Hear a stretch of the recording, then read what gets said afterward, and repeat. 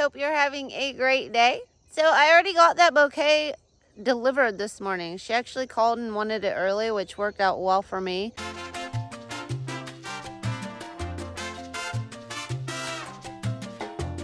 Because now I can harvest until around 10:30 or 11, and then I have a pretty big bouquet to make and get delivered.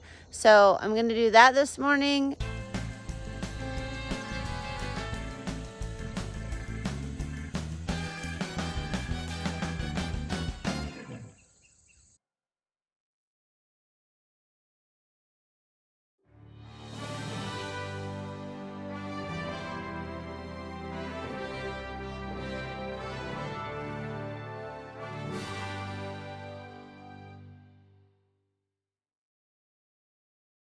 Okay, so this might be the shortest video I have ever made to date. After I got that bouquet delivered, I came home and I had an email from my seed company. They had shipped me some seeds earlier this summer, but they never made it. And they checked in the tracking number and it never came. So they were going to credit my account for the seeds that I had ordered. And I said, well, don't worry about it. You can credit it when I put in my next order. And then they emailed me wondering where that order was. And I was like, oh yeah, I need to get that in.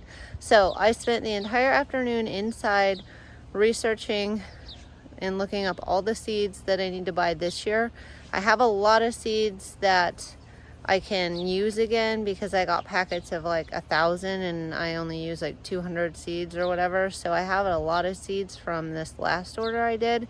So the order was not as big this year, but I'm really glad to get that in because at least some of my seeds that I need early, like Lysianthus, should be here on time.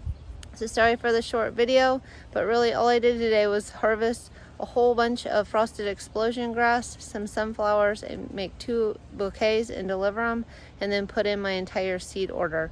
So that was my day, a day in the life of a flower farmer. It doesn't sound like much, but those seed orders take a long time to go through. So anyway, I hope everybody enjoyed this video, even though it was short and sweet, and I hope you have a fantastic day.